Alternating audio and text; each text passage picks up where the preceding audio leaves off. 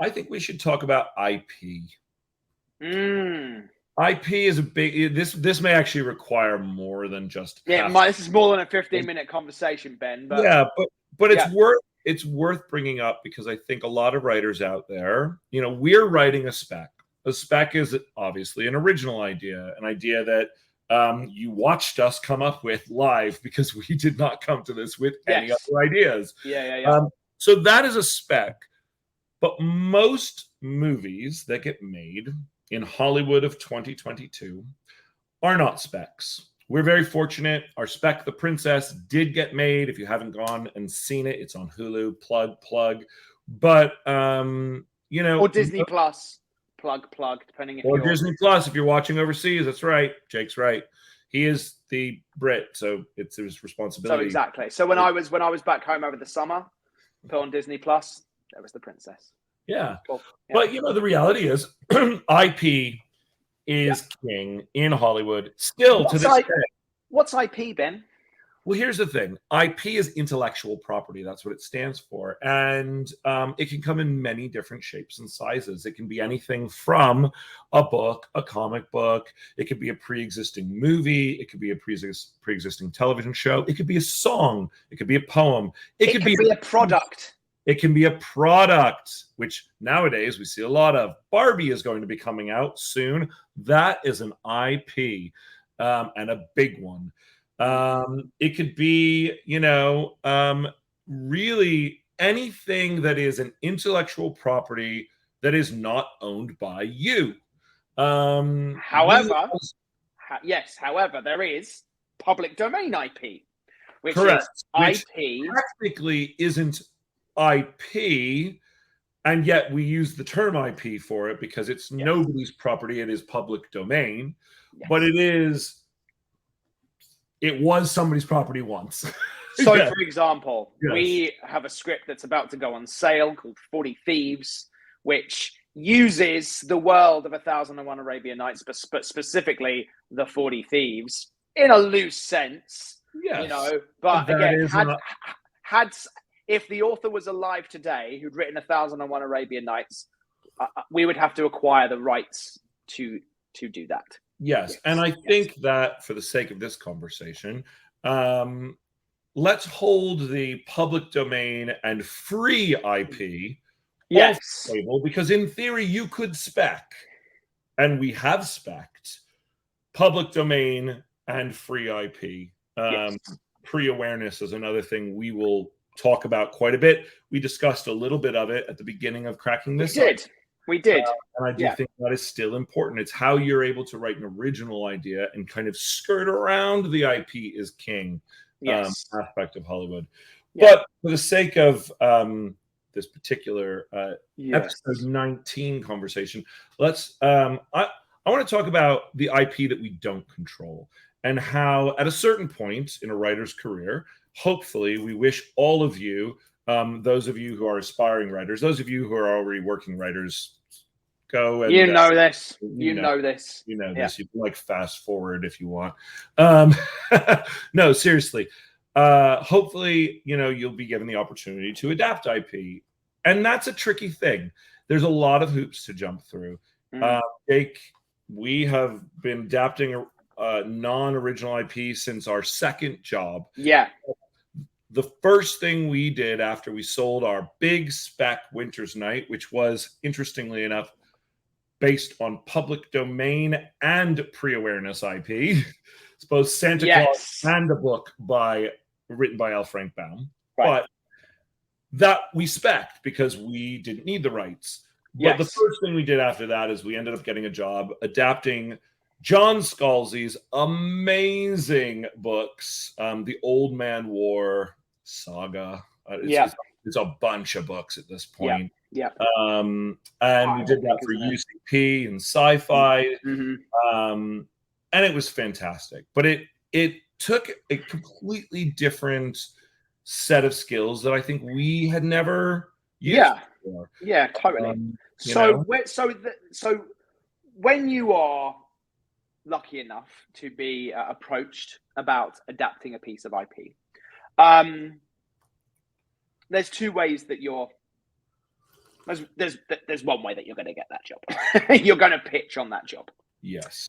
So someone else owns the rights to that. So normally it's going to be a studio or a producer. And they're going to say, hey, we've got the rights to, in this particular case, John Scholes' Old Man's War. Would you be interested? So you go away, and we read all the books in that series, and we put together a take. Mm-hmm. So that would be probably a mini pitch for where our mind goes with a particular property. And at that point, if they like your initial take, they'll say, come back with a full pitch. We would like, to present your idea to a buyer. Now, with that particular one, we didn't know that we weren't the only ones presenting. Had no idea. And there were quite a lot of people that we had to pitch to. And interestingly enough, we do the mini take, I think, more today because we've realized how much time goes into adapting IP, especially in television. And so, but back then, I feel like we put together almost an entire pitch just for the producer level. Just for the initial conversation. We went in having read all the books, knowing and we had an initial conversation to hear what they were looking for. But basically, we went away and we had never pitched anything. It was our very first pitch. And I think our pitch was 40 minutes long. It was 45 minutes long. It was 45 minutes long. But this was a TV show, and it was a lot of books, and we had no fucking clue what we were doing. So we tried our best. On that one, the late and great Wolfgang Peterson was a director and producer. And we pitched him and his incredible executives, and we pitched Scott Stuber, who was also a producer, his company and his incredible team. Then there were even more hoops to jump through. The interesting thing is on that, because the IP was already held by a network all the way to the network, they already knew they wanted to make the show. So they were looking, it was what's called an open writing assignment, an OWA. Not all IP gigs are that way. That's right. In fact, this was actually a job. That was actually so at the end of it, there was a studio going, yes, we are going to hire someone and we're going to pay them to write this show. Now, if it's a producer who has the right, so for example, a few years ago, we were hired to adapt Final Fantasy.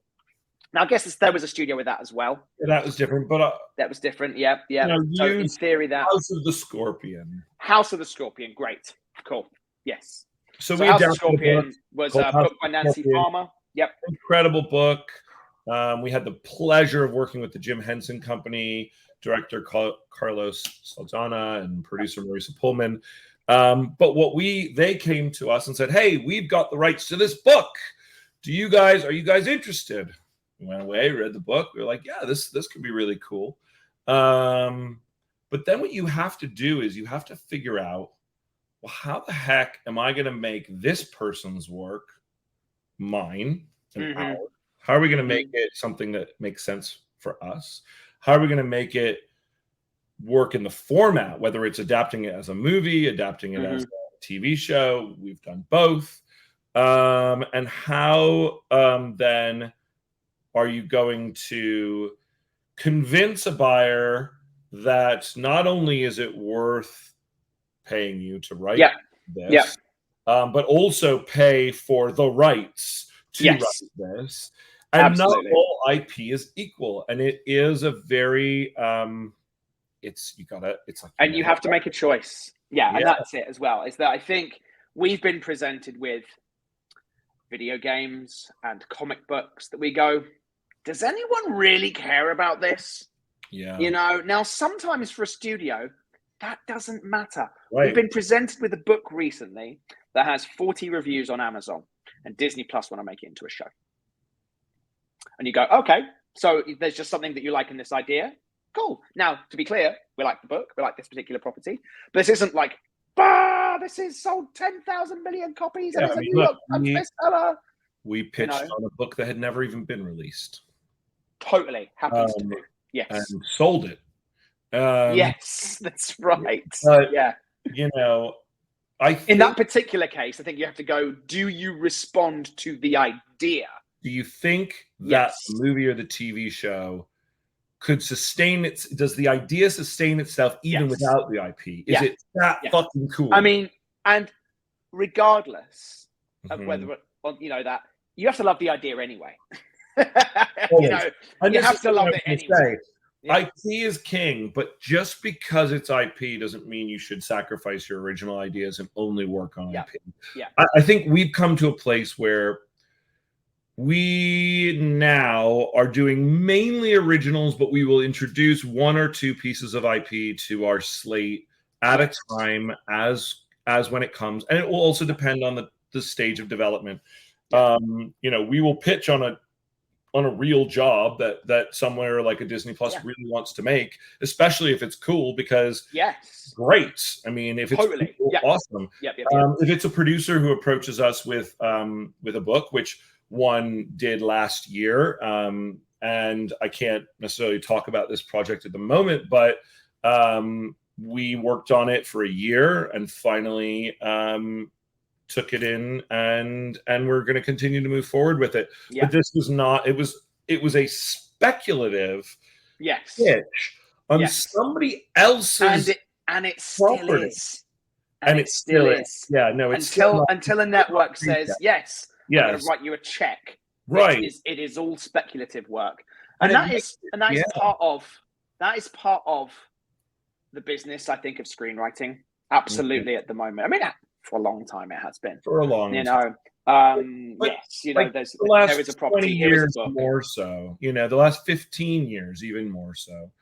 You know, I mean, there's always been IP for sure, but you know, the 90s and the early 2000s, I feel like there was still a lot more original. A lot more original stuff, but it feels like and again, it's partly because I think a lot of studios feel that IP like that has been quote unquote pre-vetted.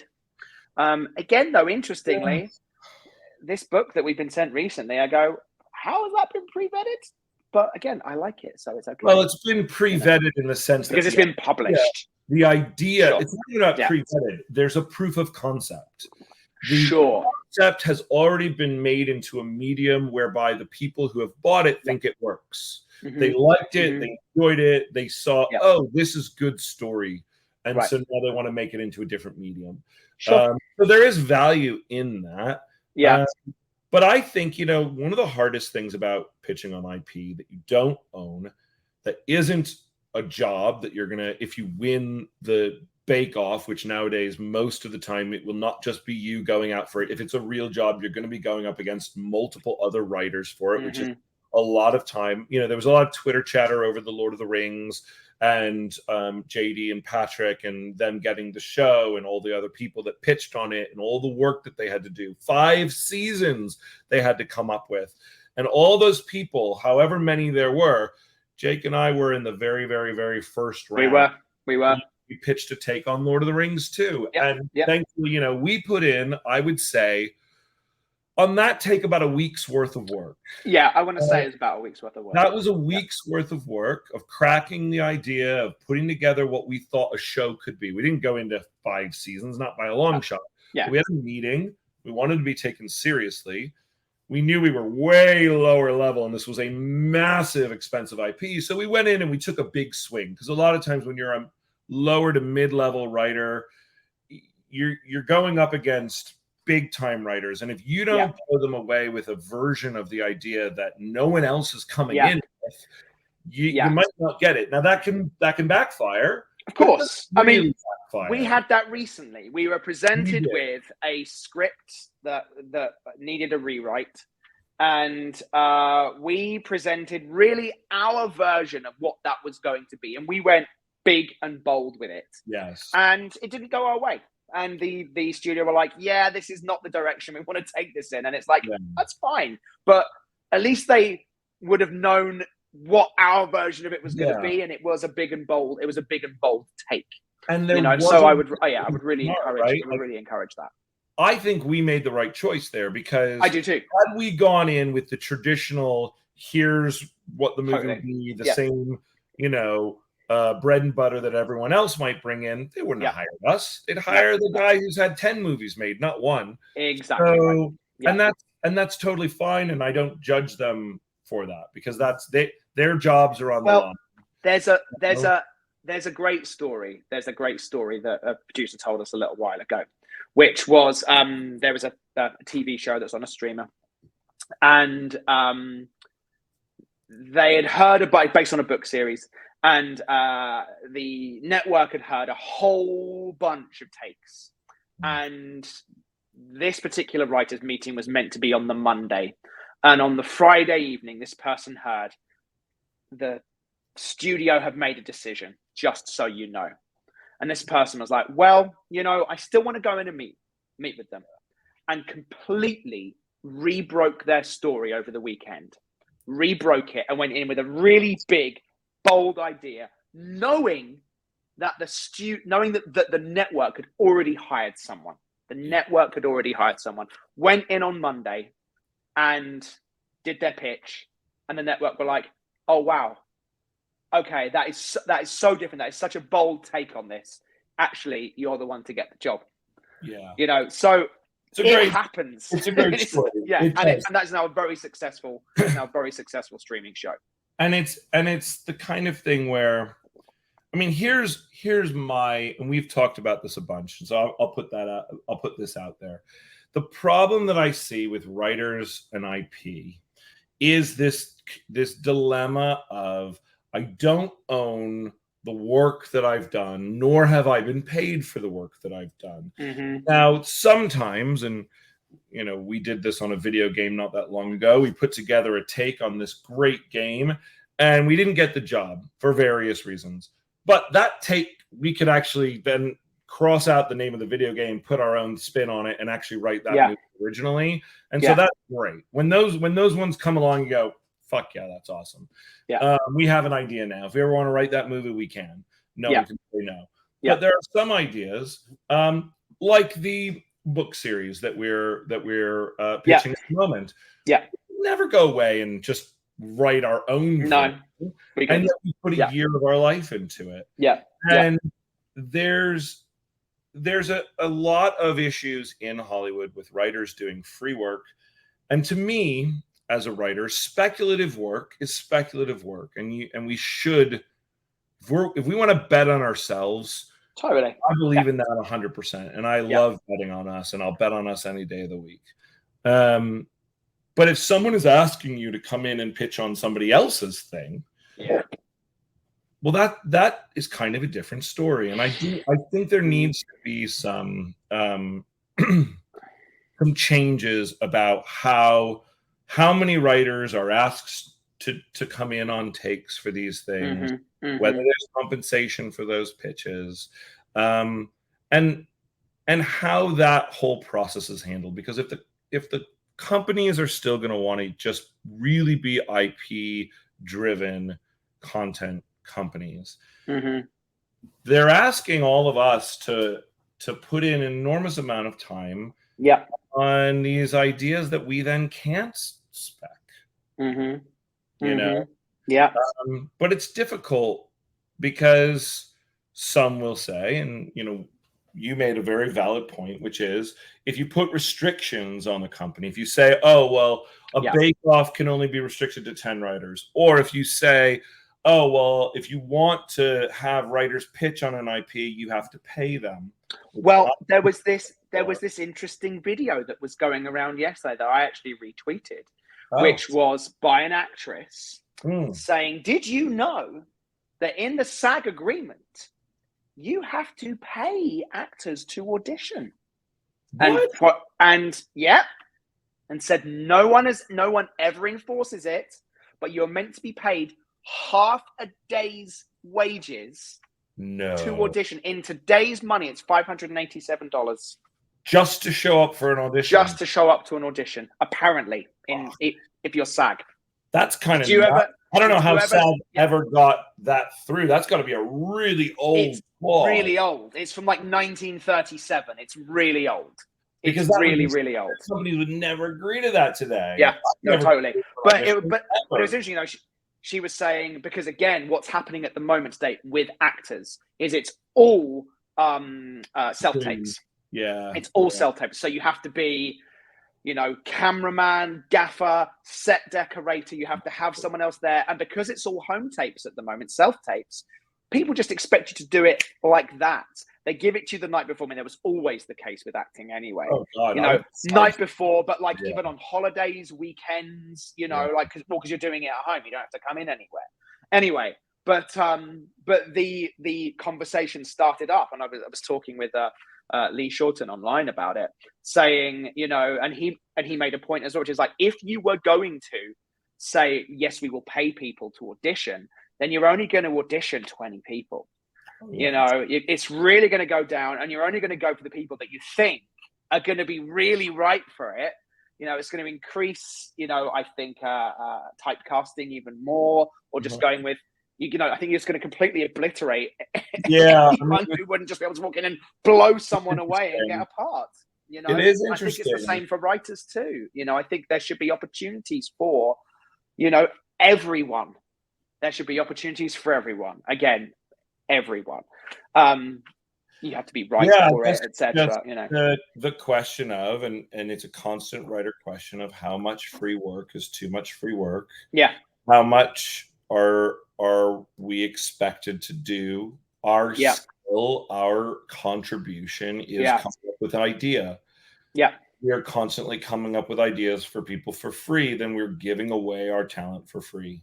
Yeah. I think there should be and we were talking about it the other day, this concept of a tiered system. I think having that initial take conversation, I don't mind putting a week's work in, if it's the opportunity to move forward. Yeah. I really don't mind doing that. Again, if the IP is right, if I'm really passionate about it, sure, Lord of the Rings was like, a week's work, fine. I'll happily do a week's work to pitch on the Lord of the Rings show. Had we been asked over Christmas to pitch Highlander? We did, absolutely right. Yeah, we completely. We were like, we want to do Highlander. We didn't get Highlander, but we want to do Highlander. Yeah. But then I think if it comes down to, now we want you to develop a full pitch because we like your initial way in. I think at that point, studios should pay something.